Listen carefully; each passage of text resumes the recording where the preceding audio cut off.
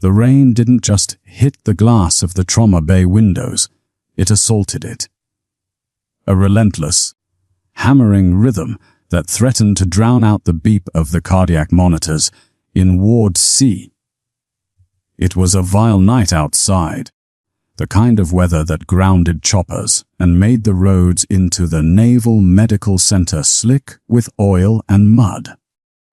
Inside, the air smelled of floor wax and copper. Just copper. That metallic tangle of blood that never quite scrubbed out of the grout, no matter how much bleach the cleaning crews poured. Maren Kerrigan stood near the supply cart, her hands folded in front of her scrubs. They were too big for her. The blue fabric bunched at her shoulders and dragged slightly at her heels, making her look smaller than she was. Frail, almost. She stared at the floor tiles, counting the scuff marks, waiting for the shout. It came right on schedule. Duck. Tellenrost kicked the double doors open, his gloves already slick with something dark. He was shouting before he even cleared the threshold, his voice bouncing off the sterile walls. He needed saline. He needed pressure. He needed the new nurse to stop standing there like a statue and actually move. Maren flinched. It was a practiced movement, a slight hunch of the shoulders, eyes widening just enough to sell the panic. She scrambled for the saline bags, deliberately fumbling the first one so it slipped through her fingers and hit the linoleum with a wet slap. Roast swore, the sound harsh and exhausted. He didn't have time for rookies. He didn't have time for someone whose hands shook. Maren apologized, her voice thin, and grabbed a second bag, this time managing to hook it onto the stand next to the patient. The Marine on the gurney was young, maybe 22, his leg a mess of torn fatigues and hasty field dressings. He was thrashing, his eyes rolling back, fighting the anesthesia, fighting the pain, fighting ghosts Maren knew intimately. He lashed out, a blind backhand swinging wildly toward Rost's face. Maren didn't think. Her left hand shot out. It wasn't a grab. It was a check. Two of her fingers pressed into the bundle of nerves, just above the Marine's elbow. It was a specific, cruel point of leverage. The Marine's arm went dead instantly, dropping to the sheet like a stone. For a second, the room went quiet. The thrashing stopped. Rost blinked, looking from the patient's limp arm to Maren. The silence stretched thin, dangerous. Maren dropped her hand immediately, stepping back, her chest heaving as if she were terrified. She stammered that she was sorry, that she just tried to block him. Rost shook his head, the adrenaline overriding his curiosity. He went back to the wound, muttering that it was a lucky catch. Maren exhaled, but she didn't look at the doctor. She looked at the Marine. His eyes were open now, cleared of the panic, focusing on her with a sudden, sharp clarity. He looked at his numb arm, then at her face. He knew. You don't hit that nerve by accident. You don't stop a combat, trained man with a lucky tap. She held his gaze for a fraction of a second, a warning, before turning away to grab the gauze. The night wore on. The storm outside worsened, the thunder shaking the foundations of the 3-story building. The hospital was understaffed, a skeleton crew running the overnight shift while the main staff dealt with a pile up on the interstate. Ward C was isolated, a long corridor of recovery rooms at the south end of the complex. It was quiet, usually. Too quiet tonight. Maren moved through the rooms, checking vitals, adjusting pillows. She walked with a heavy, flat-footed gait, the walk of someone tired and unathletic. Every step was a lie. Under the baggy scrubs, her muscles were coiled tight. She wasn't watching the patients. She was watching the reflections in the dark windows. She was listening to the rhythm of the HVAC system, checking for variations. Around 0300, the main power flickered.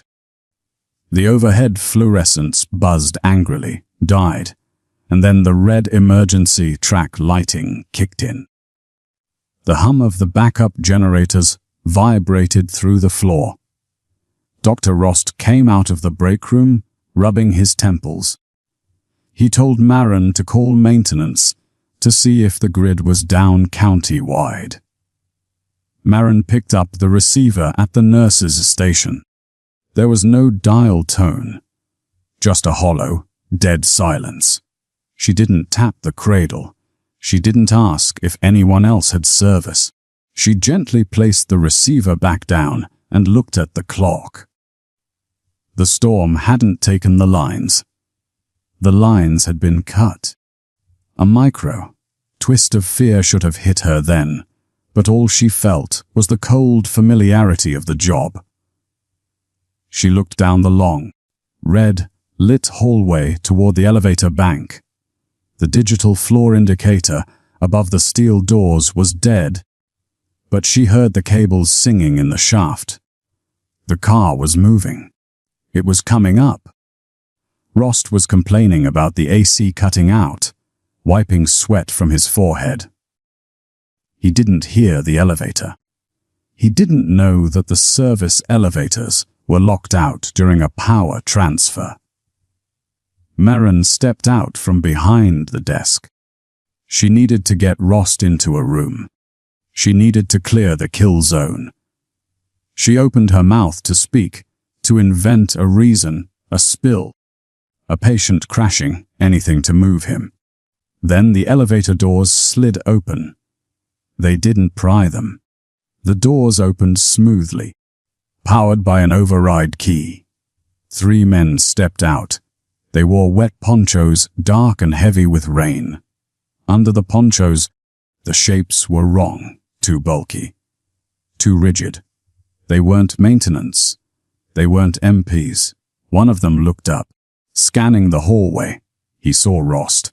He saw Marin. He raised a gloved hand, not in a wave, but in a signal, a hold, gesture. Rost took a step forward, his authority instinct kicking in. He asked who they were, asked why they were on a restricted floor. The lead man didn't answer.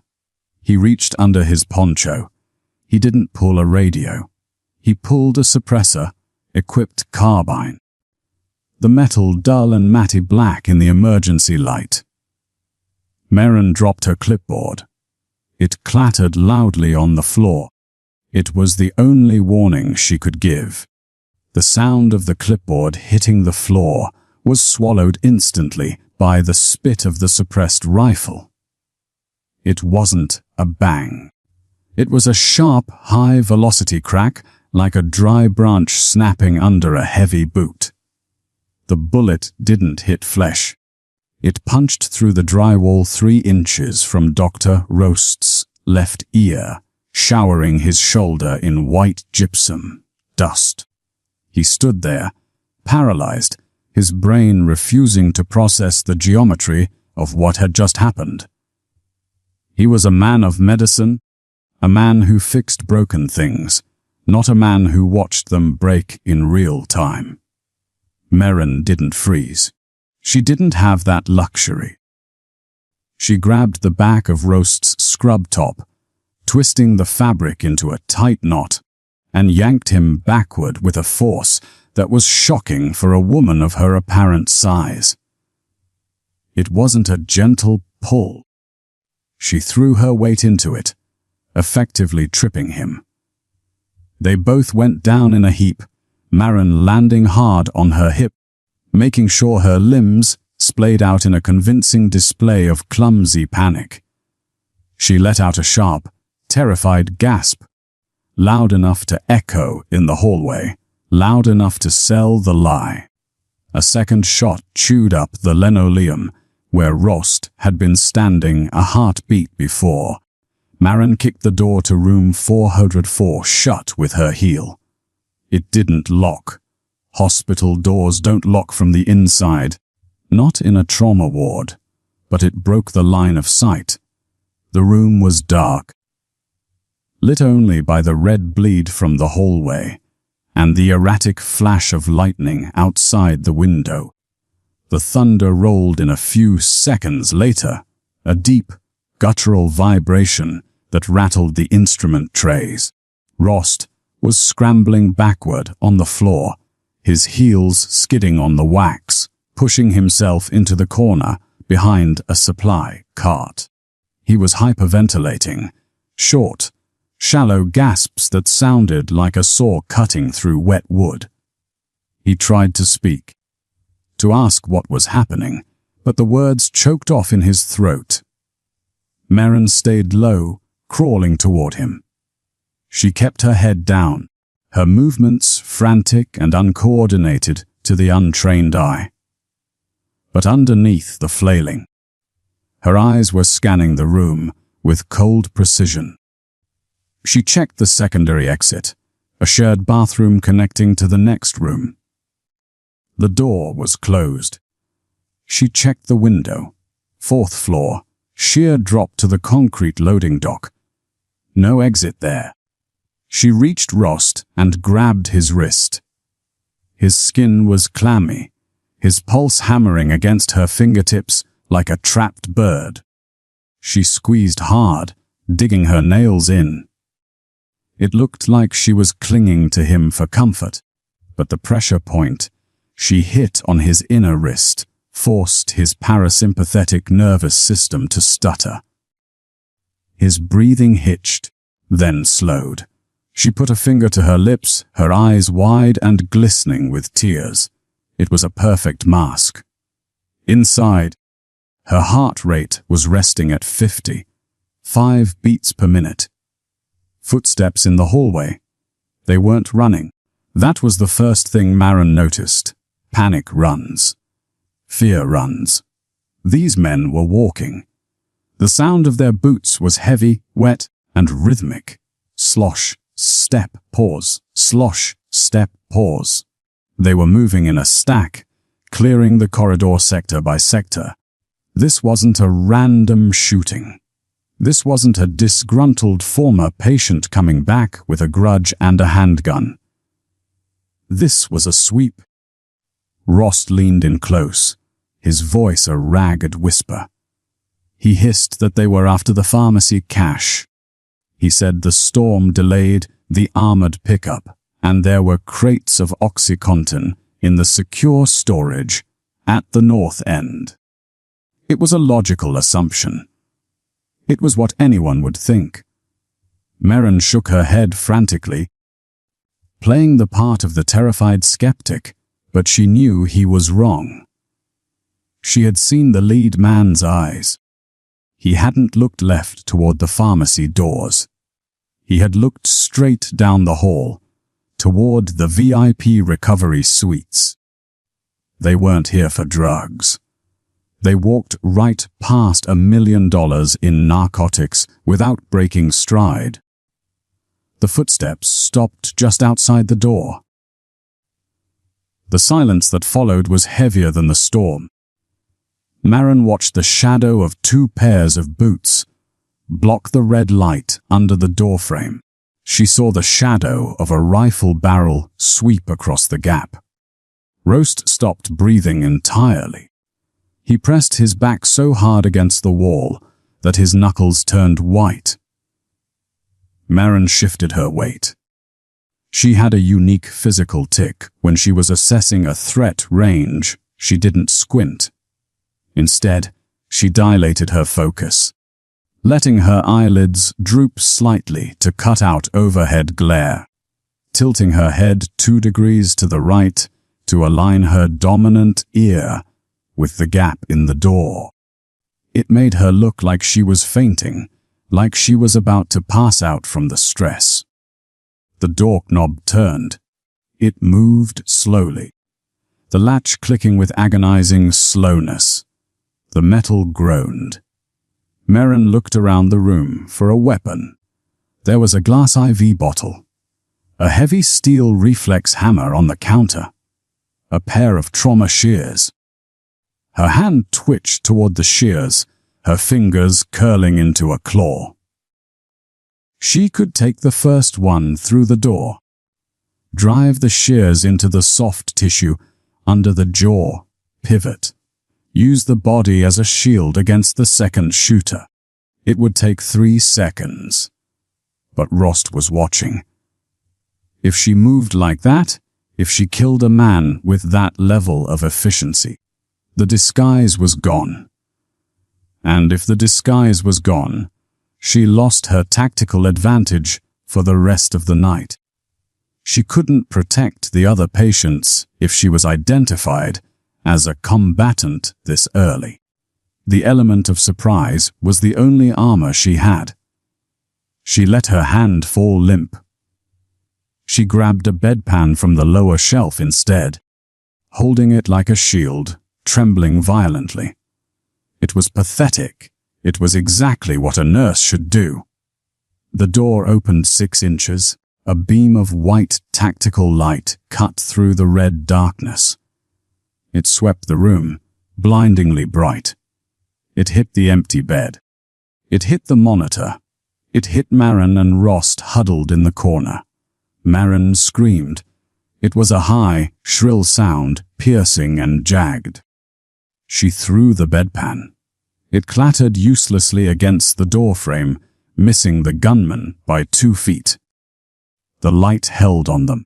Merrin hid her face in her hands, sobbing, curling into a ball to make herself look small, harmless, and utterly broken.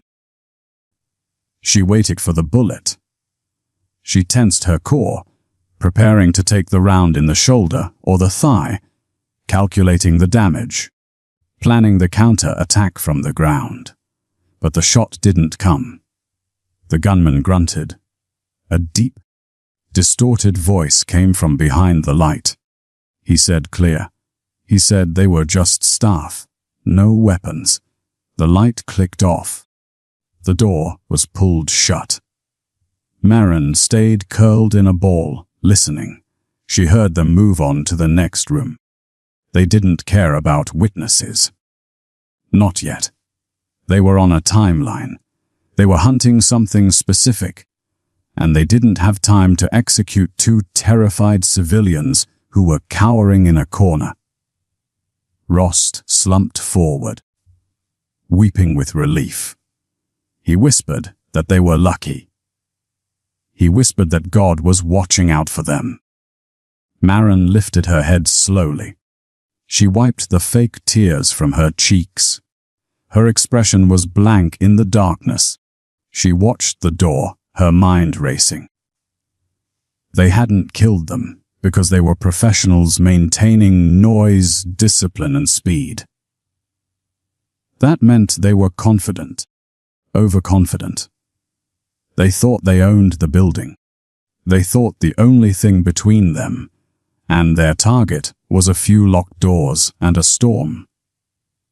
Merrin looked at her hands. They were steady. She looked at Rost. He was broken, useless for a fight, but he had a key card, a master override for the elevators. She reached out and touched his shoulder, her voice trembling just enough to keep the act alive. She asked if he had his access badge. She told him they needed to move. Not to the exit, but deeper in. Rost looked at her like she was insane. He wanted to hide. He wanted to wait for the police. Merrin shook her head. She whispered that the police couldn't get up the flooded hill. She told him there was a patient in room 412 who needed critical meds, a lie she hoped would trigger his Hippocratic duty. But she didn't care about the meds. Room 412 had a view of the south parking lot. She needed to see their extraction vehicle. She needed to know how many more were waiting in the rain. She stood up, her knees knocking together, and offered a hand to the doctor. It was time to go back into the hallway. The hallway stretched out like a red artery, pulsing with the erratic flicker of the emergency strobes. Merrin kept a grip on Dr. Rost's elbow, her fingers digging into the ulnar nerve just enough to steer him without him realizing he was being guided. To him, it felt like she was clinging to him for dear life, a terrified nurse seeking shelter behind the only authority figure left. To her, he was a variable, a loud, stumbling liability that she had to herd away from the kill zone. They moved past the nurse's station. The silence was heavy, pressurized, broken only by the squeak of Rost's rubber soles on the wet floor. Merrin walked differently. She rolled her steps from the outside edge of the foot to the heel, a movement that absorbed sound and weight. It was a habit she had spent 3 years trying to unlearn in nursing school. But tonight, the muscle memory overrode the curriculum. Rost stopped abruptly at the junction of the east wing. He was breathing hard, his chest heaving under the stained scrub top. He pointed a shaking finger toward the wall-mounted fire alarm next to the linen closet. It was an old-fashioned pull station, a simple red lever behind a thin pane of glass. He whispered that he had to pull it. He said the noise would alert the base MPs, that it would bring the cavalry. Merrin's heart rate didn't spike, but her mind raced through the schematics of the building. She knew the fire protocols of this facility better than the maintenance chief. If he pulled that lever, the magnetic locks on the fire doors would disengage, but the heavy steel containment shutters would drop over the stairwells and the main exits to seal off oxygen. It wouldn't bring help. It would turn Ward C into a sealed concrete box. It would trap the staff and the patients inside with a hit team that was already hunting them. She couldn't explain that. A nurse wouldn't know about the containment shutters. A nurse would want the alarm to ring. Rost reached for the glass, his hand trembling. He was desperate to do something, anything, to regain control of a world that had spiraled into violence. Merrin didn't argue. She waited until his fingers were inches from the lever. Then she let her knees buckle. She threw her weight sideways, colliding with him hard, letting out a sharp, pathetic cry of exhaustion. She grabbed his waist as she fell, dragging him away from the wall. They hit the floor together, Merrin landing awkwardly on her side, making sure to knock the wind out of him. Rost gasped, struggling to sit up, confused and irritated. He asked what was wrong with her. He hissed that she was going to get them killed with her clumsiness. Merrin sat up, rubbing her ankle, feigning a sprain. She sobbed quietly, apologizing through hyperventilated breaths, telling him her legs just gave out. She grabbed his hand, begging him not to make a noise, begging him not to pull the alarm because the loud noise scared her. It was a childish, weak plea. It was perfect. Rost looked at her with a mix of pity and disgust. He pulled his hand away and abandoned the alarm idea, deciding that dragging a hysterical nurse was burden enough without adding a siren to the mix. He helped her up, his grip rough. They continued down the hall toward room 412. Inside the room, the air was stale. The patient, an elderly retired gunnery sergeant recovering from hip surgery, was sound asleep, sedated heavily by the night meds. He didn't move as they slipped in and closed the door. Maren limped toward the window, keeping her profile low. She pressed her forehead against the cold glass, using her hands to cup her eyes and block the reflection of the red emergency lights. Below, the parking lot was a sheet of black water, lashed by the gale. She scanned the perimeter.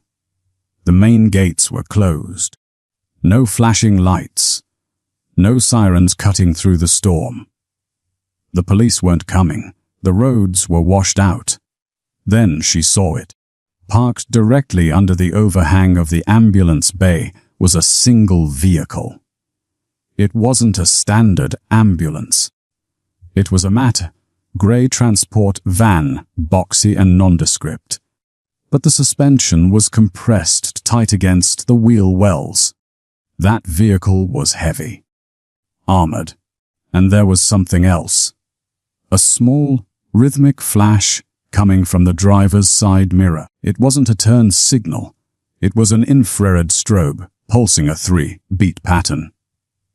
Twist minor evidence. Maren froze. That pattern. 3 rapid flashes, 1 long pause. In the Teams, that was a LZ hot hold position signal. But these weren't Teams. The timing was slightly off, the interval just a fraction of a second too slow. It was a mimic. Whoever was down there was using outdated NATO signaling protocols. She felt a chill that had nothing to do with the air conditioning. These weren't just mercenaries. They were former coalition operators, men who knew the playbook because they had helped write it. Rost was at the bedside, checking the old man's pulse. He whispered that they should barricade the door. He started pushing a heavy recliner across the floor. The chair legs screeched against the linoleum. Maren spun around, her eyes wide with fake terror, shushing him violently. She pointed to the ceiling vents. She whispered that sound travels through the ducts. It was a lie, but it stopped him. She needed a weapon. The bedpan was a joke. She scanned the room again. The old man's walker stood in the corner. Aluminum tubing. Hollow. If she snapped the crossbar, she'd have 2 jagged shivs. But she couldn't destroy a patient's mobility aid in front of the doctor. Rost moved to the bathroom door and opened it. He waved her over, his face pale. He had found something. Maren limped over, expecting to see a hiding spot. Instead, she saw the bathroom window. It was small, frosted privacy glass, but it was unlatched. The wind was pushing it open and closed, letting rain spray onto the tile. Rost pointed out the window. There was a ledge, a concrete maintenance lip that ran along the side of the building. He whispered that they could climb out. They could edge along the wall to the fire escape. Maren looked at the ledge. It was 6 inches wide. Wet concrete, 30 feet up. In this wind, it was a suicide run for a civilian. Rost would slip before he made it 10 feet. She shook her head, backing away, acting the coward. She told him she couldn't do it. She told him she was afraid of heights. Rost grabbed her shoulders. He was desperate now. He needed to lead. He told her it was their only chance. He stepped up onto the toilet seat, reaching for the window frame to demonstrate how easy it was. As he pulled himself up, his scrub pocket caught on the door latch. A small, black object fell out of his pocket and clattered onto the tile. Maren looked down. It wasn't a phone. It wasn't a pager. It was a magazine for a 9mm pistol. She stared at it. Rost froze, half out the window. He looked back at her, his eyes changing. The panic in his face evaporated for a split second, replaced by a cold, calculating assessment. He wasn't just a doctor. Or maybe he was, but he was a doctor who came to work with a loaded weapon. He scrambled down, snatching the magazine from the floor before Marin could react. He shoved it back into his pocket, his breathing rigid. He looked at her, waiting for the question. Waiting to see if the dumb, clumsy nurse had put the pieces together. Marin didn't ask. She just whimpered and covered her face, turning away as if she hadn't seen a thing. But under her hands, her jaw set tight. She pressed her tongue hard against the roof of her mouth, stabilizing her focus. The game board had just changed. She wasn't just protecting a civilian. She was trapped in a room with an armed variable who was hiding his own secrets. From the hallway, the heavy sound of boots returned, closer this time. And now, they weren't walking. They were running. The boots stopped outside the door. This wasn't the rhythmic patrol of a hunter anymore. It was the chaotic shuffle of men in a hurry. Marin watched Rost's hands. He had managed to shove the magazine into the pistol grip, but his palms were slick with sweat. He was gripping the weapon, so tight his knuckles were white ridges, but his finger was resting on the trigger guard, not the trigger. It was the grip of a man who had seen movies about guns, but had never felt the recoil of one in a life or death fight. He hadn't racked the slide. There was no round in the chamber. If he pulled that trigger, all he would get was a hollow click, and that click would be the last sound he ever heard. Marin had a choice. She could whisper the command, tell him to rack it, to make the weapon hot. But if she did, the veneer of the terrified nurse would crack. A nurse doesn't know the difference between a loaded weapon and a paperweight. A nurse screams. So she screamed. It was a jagged, high-pitched wail that tore through the tense silence of the room. She threw herself backward, away from the window, crashing into a rolling tray of sterile instruments. Metal clattered against the tile, a deafening cascade of noise that masked the sound of the door handle turning. Rost flinched. The distraction worked perfectly. He spun toward her, his eyes wild, his concentration broken. The door didn't open. It exploded inward. The kick was precise, hitting the lock plate with enough force to splinter the frame. Two men surged into the room. They weren't moving with the slow, methodical sweep of the first pair. These men were rushing. Rost swung the gun back toward the door. He squeezed the trigger. Click. The sound was small, pathetic in the small room. The lead intruder didn't even slow down. He stepped inside the guard of Rost's extended arm and drove the butt of his rifle into the doctor's solar plexus. It was a brutal, efficient strike. Rost folded in half, the air rushing out of his lungs in a wheezing gasp. He dropped the useless pistol and collapsed, retching on the floor. Marin was already on her knees, her hands up, her face a mask of absolute submission. She was shaking, hyperventilating, begging them not to shoot. She made herself small, unthreatening, just another piece of hospital furniture to be ignored. But the gunman didn't ignore her. He grabbed her scrub top, bunching the fabric in his fist, and hauled her to her feet. He was huge, smelling of wet wool and gun oil. He didn't put a muzzle to her head. He didn't tie her hands. He dragged her toward the light. Look at me, he barked. His voice was accented, thick and guttural. You are trauma staff? You are surgical?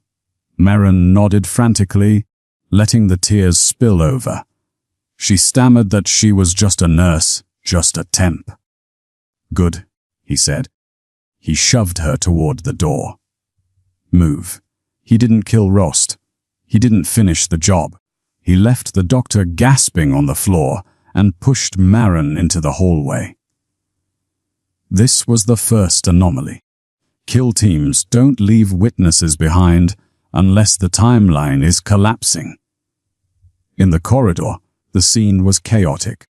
The red emergency lights painted everything in the color of dried blood. Down the hall, near the nurse's station, 3 other men were clustered around a gurney. They weren't looting the pharmacy. They weren't setting charges. They were working on a patient. Marin's tactical mind raced. This was a medical extraction. They had hit the hospital to retrieve one of their own. Someone high value. Someone who had been wounded in the field and brought here under a pseudonym. It fit the profile. The aggression, the speed, the specific target location. They were rescuing a comrade. Twist, action reframe. The man pushing Marin shoved her toward the gurney. He is crashing. The man yelled. Fix him. Now. Marin stumbled to the side of the stretcher, her hands trembling. She looked down, expecting to see a rough-faced mercenary, maybe a cartel heavy or a foreign operative. She expected tattoos, scars, the hard face of a career soldier. She froze. The man on the gurney was wearing a hospital gown, but it was torn open. His chest was a ruin of old scars and fresh bandages. But it wasn't a soldier, it was a boy. He couldn't have been more than 14. His skin was gray, his lips blue. A central line was torn out of his neck, bleeding sluggishly. He was emaciated, his ribs showing through the thin skin. This wasn't a combatant. This was a prisoner, or a victim. He needs epinephrine, one of the men shouted, thrusting a syringe into Marin's hand. Dose it. Do it now. Marin stared at the syringe. Her assumption shattered. They weren't rescuing a soldier. They were stealing a child. A false signal had been sent to her brain, and she had swallowed it whole. She thought she was dealing with a standard paramilitary extraction. She thought she knew the rules of engagement. But you don't bring a 5-man hit team to rescue a sick child unless that child is worth more than the building he's in. She looked at the monitor. Flatline. She didn't have to fake the urgency now. She capped the syringe, expelled the air bubble, and jammed it into the port on the boy's IV line. Start compressions, she screamed, her voice cracking with genuine stress. The massive gunman hesitated, then holstered his weapon and placed his huge, gloved hands on the boy's tiny chest. He began to pump. The rhythm was wrong, too slow, too heavy. Faster! Marin commanded, forgetting her cover, forgetting the fear. Push harder. You're losing him. For a moment, in the flickering red light, the lines blurred. The killer became the lifesaver. The Navy SEAL nurse became the commander of the scene. And then she saw it. As the boy's gown shifted under the force of the compressions, a small tattoo became visible on the inside of his forearm. It was crude, done with a needle and ink in a cell somewhere. It wasn't a gang sign. It wasn't a name. It was a barcode. Marin's blood ran cold. She knew that mark. She had seen it in a briefing dossier 3 years ago, in a classified file about human trafficking rings used to move biological assets across borders. This wasn't a rescue. This was a repossession. The monitor beeped once, then again. A ragged rhythm returned. The boy gasped, his back arching off the mattress. "He is back," the leader growled. He grabbed Marin's arm again, his grip bruising. "You stabilized him. You are coming with us to the roof. If he dies before the chopper lands, you die first." He keyed his radio. Package secure. Nurse asset acquired. Moving to extraction. Marin stumbled as they shoved the gurney forward. They were heading for the elevators. They were taking her to the roof. She looked back at room 412. Roast was gone. The hallway was empty. She was alone with 5 armed men and a child who was marked like cattle, and she had just saved his life so they could sell him. The service elevator smelled of wet wool, ozone, and the metallic tang of dried blood. It was a confined steel box, ascending through the spine of the hospital with a groan of strained cables.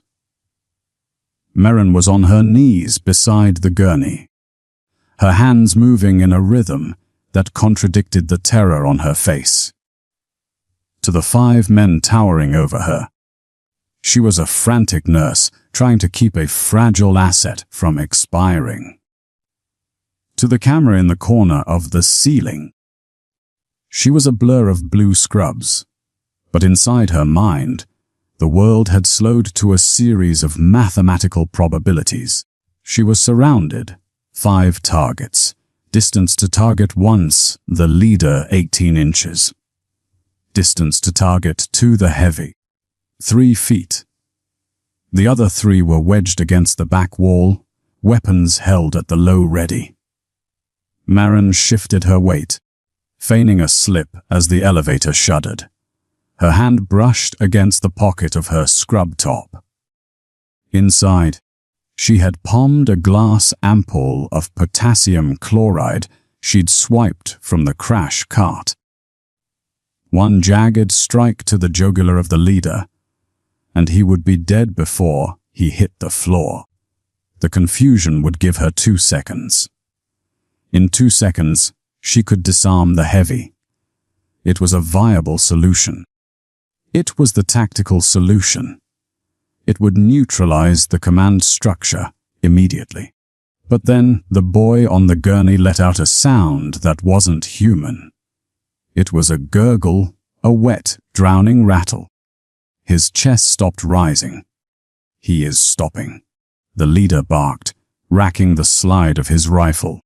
"Fix him." Marin looked at the boy. His trachea was collapsing. The trauma of the movement had dislodged the airway. If she didn't reset it now, right now, he would be brain dead in 90 seconds. She looked at the leader's exposed neck. The pulse was visible, thumping just above his collar. The kill was right there. It was perfect. But if she took the shot, the ensuing firefight in this steel coffin would shred the boy. Even if she won, the boy would suffocate in the chaos. This was the fracture, the choice that tore the professional from the human. Marin let out a sob of frustration, a sound that masked her decision. She opened her hand. The glass ampoule, her only weapon, slipped from her sweat-slicked fingers. It didn't shatter. It rolled harmlessly under the gurney, disappearing into the grate of the floor track. She had disarmed herself. She jammed both hands under the boy's jaw, her thumbs digging into the soft tissue behind his earlobes. She performed a violent, aggressive jaw thrust maneuver, forcing his mouth open and pulling the tongue forward.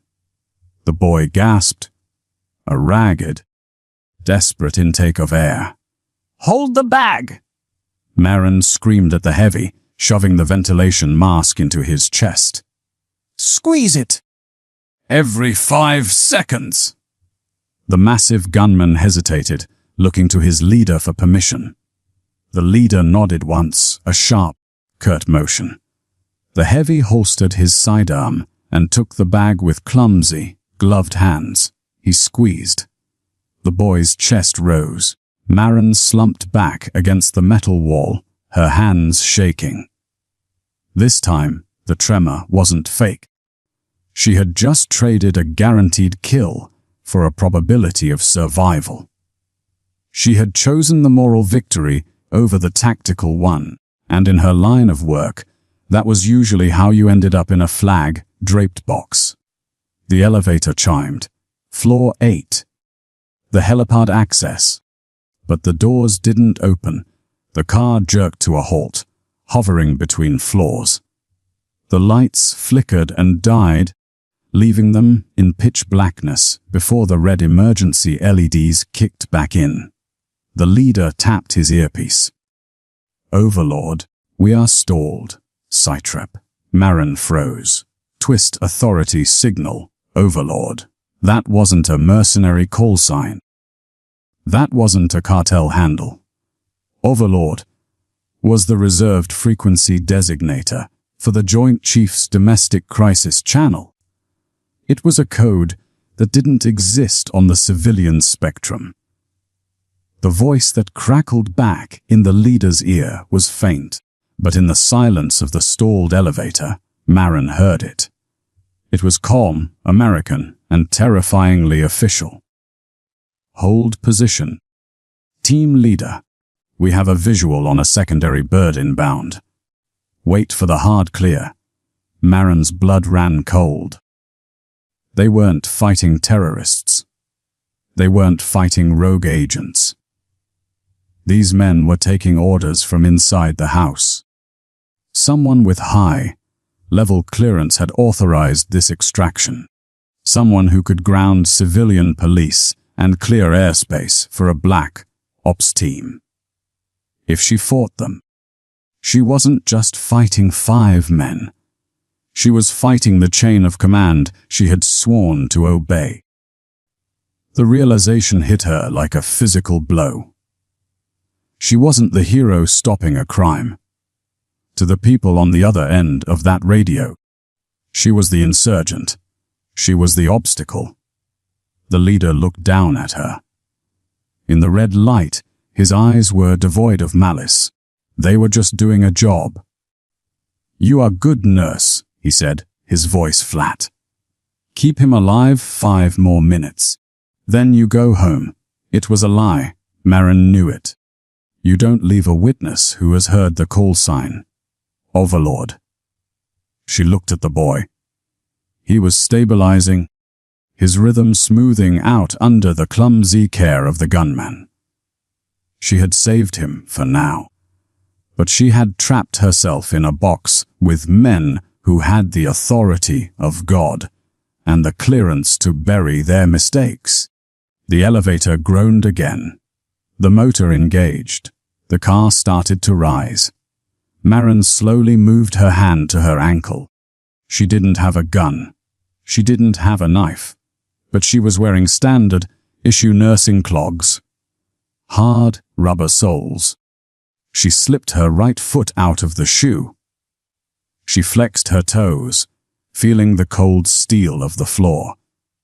She couldn't outshoot them. She couldn't outrank them. She would have to outthink them. And she had exactly 1 floor left to do it. The elevator doors ground open, revealing the roof access vestibule. The world instantly exploded into noise. The thwack, thwack, thwack of rotor blades hammered the air, a physical pressure that vibrated in the teeth. The storm had turned violent, rain lashing horizontally through the open bay doors of the vestibule. The leader didn't hesitate. He stepped out into the deluge, waving a green chem light over his head to signal the hovering extraction craft. The black shape of the helicopter hung in the sky like a vulture, its nose dipped aggressively, skids wet with rain. The 2 riflemen followed him, fanning out to secure the perimeter of the helipad. "Move!" The heavy shouted, shoving the gurney forward. "Go! Go!" Marin was right beside him. She had one hand on the gurney rail, her bare foot finding purchase on the wet concrete of the vestibule floor. The heavy was distracted, his eyes squinting against the rotor wash, his focus entirely on the aircraft. They pushed the gurney toward the threshold. The boy was dead weight, his small body bouncing with every uneven crack in the floor. Marin saw the door stop. It was a heavy rubber wedge jammed under the steel fire door that separated the vestibule from the open roof. The leader and the rifleman were already 10 yards out, screaming into their headsets, heads down against the wind. This was the fracture point. If the boy went through that door, he was gone. He would be loaded onto a black site bird, and Marin would be executed on the tarmac as a loose end. She didn't reach for a weapon. She didn't try to punch the 300-pound man next to her. She stumbled. It looked like a slip on the wet floor.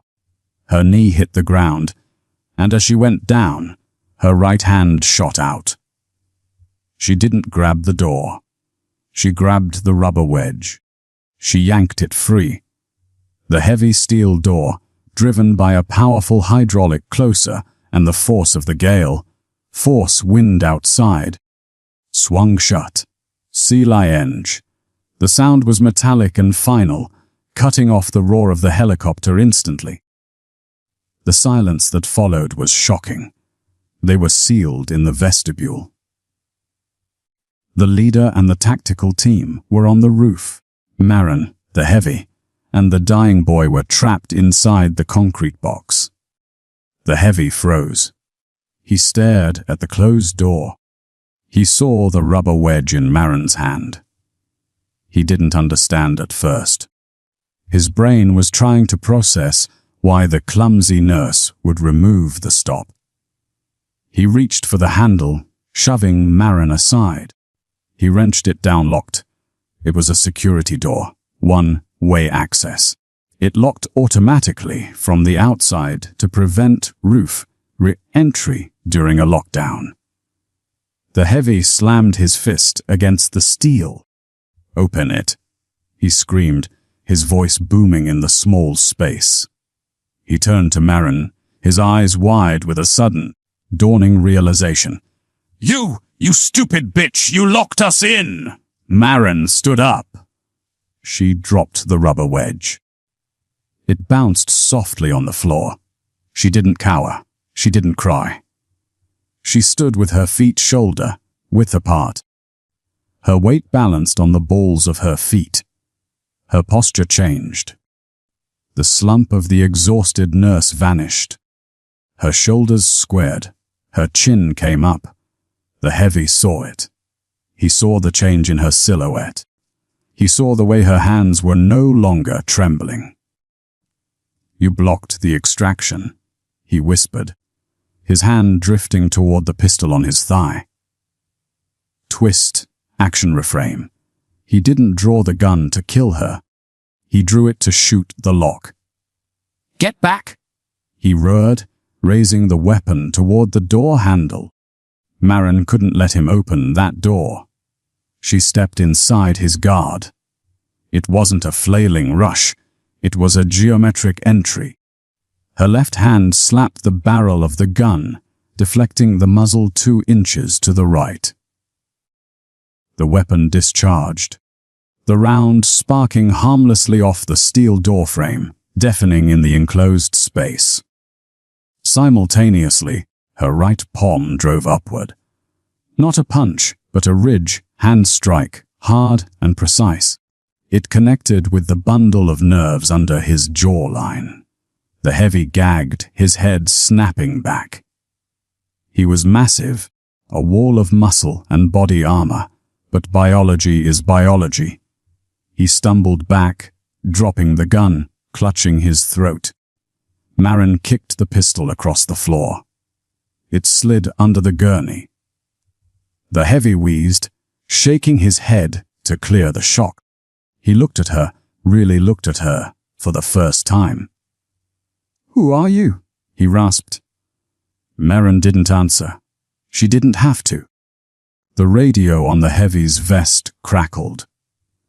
The leader's voice cut through the static, sounding tinny and distant from the other side of the door.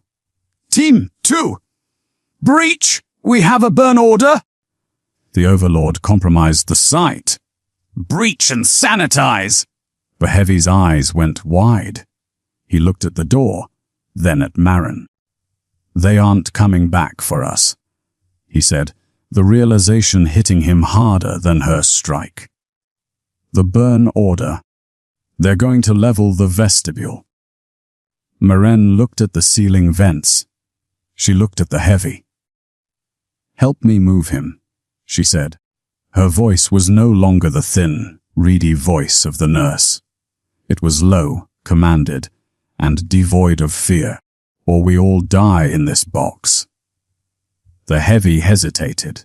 The enemy had just become his only chance of survival.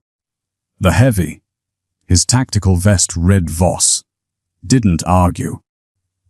The primitive part of his brain, the part that wanted to live, recognized the shift in hierarchy. He wasn't in charge anymore. The nurse was. He grabbed the bottom of the gurney, his massive biceps straining as he helped Marin slew the heavy steel frame sideways. They weren't using it for the patient. They were using it as a battering ram. "On my count," Marin said. Her voice was ice. "Drive it into the elevator seam. 3, 2, 1. They slammed the gurney into the center of the stalled elevator doors. Metal screeched against metal, a horrible, grinding sound that vibrated the floor plates. The doors popped off their track at the bottom, creating a triangular gap about 2 feet wide. A blast of cold, stale air from the shaft hit them. It smelled of grease and darkness. "The cables," Marin ordered. "We need the guide cables." Behind them, the vestibule door began to glow. A dull, angry orange spot appeared in the center of the steel, rapidly turning white. The team outside wasn't using explosives. They were using a thermal lance. They were melting the lock. It was silent, terrifyingly precise, and it meant they had less than 40 seconds before the door swung open and the kill zone was established. Voss looked at the glowing door, then back at Marin. He was sweating profusely now, the adrenaline crash hitting him hard. He watched as Marin stripped the sheets from the gurney. She didn't tear them randomly. She twisted them, wetting the fabric with saline from a discarded IV bag to increase tensile strength, and knotted them with a speed that blurred the eye. She tied a complex, triple loop friction hitch around the boy's chest and under his arms. Voss stared at the knot. Twist, minor evidence. He knew that knot. It wasn't standard infantry doctrine. It wasn't something you learned in a first aid course or a rock climbing gym. It was a variation of a Prusik loop used specifically for high-speed casualty extraction in maritime environments. He had seen it used only once before, by a SEAL team training on an oil rig in the North Sea. He looked at Marin's hands. They were scarred, yes, but it was the collar pattern that stopped him. A thick ridge of hardened skin on the web of her thumb and the outside of her index finger. The shooter's ridge, the mark of someone who has fired hundreds of thousands of rounds. The realization hit him like a hammer. Voss whispered, stepping back. The extraction 3 years ago, the Kabul hospital. You were the one who carried the diplomat out." Marin didn't look up. She cinched the knot tight on the boy. "Grab the cable, Voss. Slide down 10 feet. I'm lowering the package to you." "You're Kerrigan," Voss said, his voice hollow. "They said you were dead. They said you burned in the crash." The orange spot on the door sizzled. Molten metal began to drip onto the floor mat, smoking. "I am dead," Marin said, her eyes finally meeting his. They were flat, empty and terrifying. "Now move." Voss hesitated. The narrative in his head shattered. He wasn't the hunter, he was the prey. He had trapped himself in a box with a ghost who had a kill count higher than his entire platoon. But he moved. He squeezed through the gap in the elevator doors and reached for the greasy, oil-slicked guide cable in the center of the shaft. He wrapped his gloves around it, boots finding purchase on a structural beam. "Lower him!" Voss shouted up from the darkness.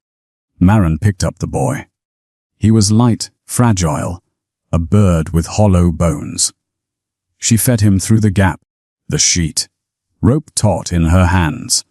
Voss caught him, securing the boy against his chest with one massive arm, holding the cable with the other. "I have him!" Voss yelled. "Come on!" "The door is going." Marin stepped up to the gap. She looked at the rope. She looked at the door. The lock melted through with a wet pop. The door didn't swing open immediately. The wind outside caught it, slamming it back against the frame for a split second. Marin looked down the shaft. "Go," she said. "What?" Voss looked up, his face pale in the shaft's gloom. "Too much weight," Marin said calmly. "The sheet won't hold us both. Go to the 3rd floor. Force the doors. Get him out." "No," Voss screamed. "They'll kill you." "Go." Marin slashed the sheet with a trauma shear she pulled from her pocket, severing her connection to them. Voss dropped. He slid down the dark throat of the building, the boy clinging to him. Marin turned back to the vestibule.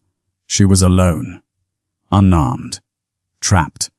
The door swung open. The leader stepped through the smoke, his rifle raised.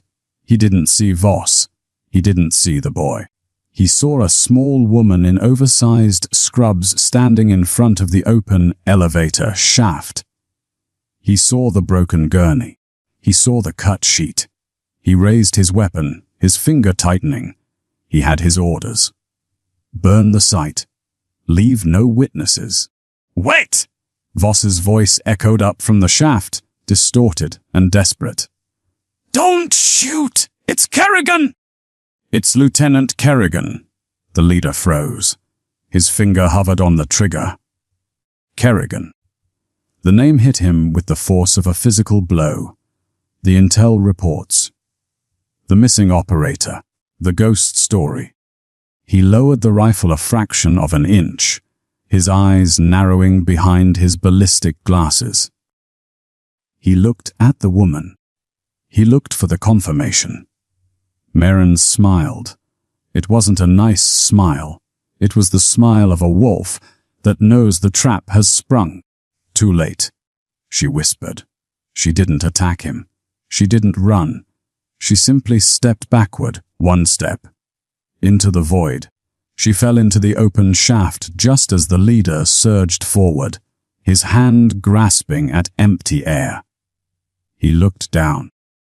He saw nothing but blackness. He heard the whistle of wind. Then, from the darkness below, he heard the distinct, metallic clack of a catch engaging. She hadn't fallen to her death. She had jumped to the maintenance ladder on the far wall of the shaft. The leader stood in the open doorway, the rain lashing his back. He keyed his radio, his voice trembling for the first time. "Overlord," he said. Abort. Repeat, abort. We have a tier, one identifier. The target is active. Did you secure the package? The voice in his ear demanded. The leader looked at the empty vestibule. He looked at the severed sheet. No, he said, the realization sinking in. The delayed truth that would cost him everything. The package is gone, and she has my heavy weapons specialist with her. He had brought a hit squad to a hospital, and he had just handed an army of two the keys to the building. The rain stopped an hour before dawn. It didn't taper off. It just quit, as if the sky had run out of ammunition. The silence that followed was heavier than the storm. It was the silence of a crime scene where the yellow tape hadn't been strung yet, where the air still held the static charge of violence. In the vestibule on the roof, the leader stood alone. The elevator shaft gaped like a black mouth in the floor. He hadn't sent his men down. He hadn't pursued. He knew the tactical geometry of a vertical shaft against a tier, one operator. It was a funnel of death.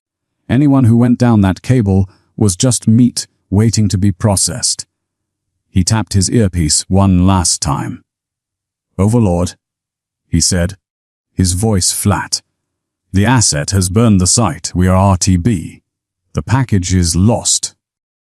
He didn't wait for a response. He didn't wait for the threats that would inevitably come from the voice on the other end. He signaled his remaining two men. They moved to the edge of the roof, rappelling down the north face to a waiting unmarked van on the service road. They left the hospital not as conquerors, but as men fleeing a ghost. 3 floors down, the elevator doors on the 3rd level were pried open. Voss squeezed through the gap, his chest heaving. He held the boy against him like a shield.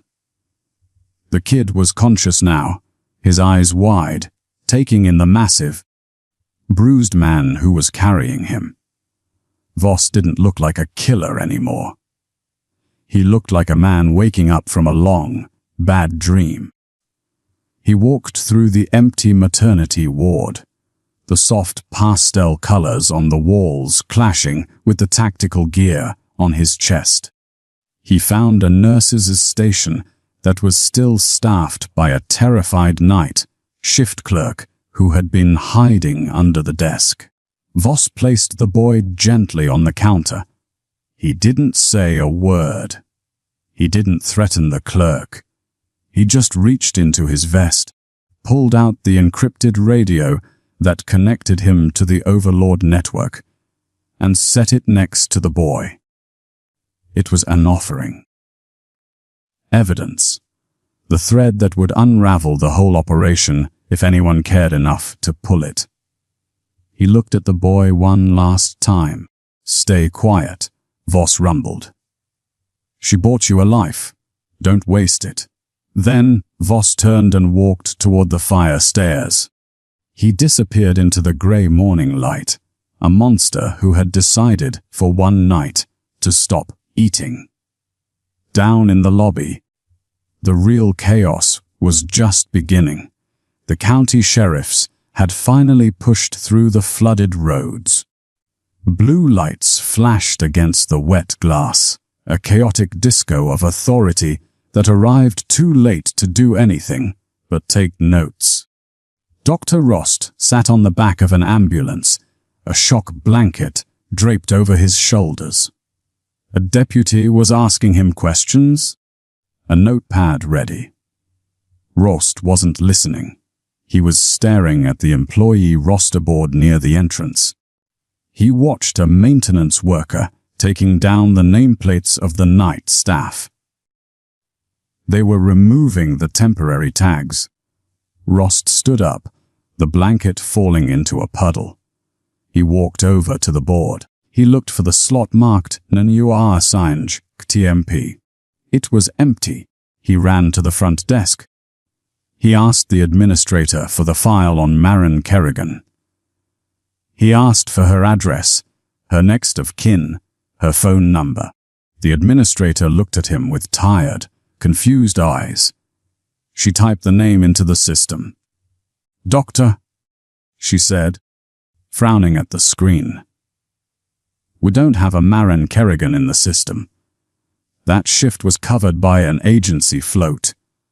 The paperwork, it's just blank." Rost froze.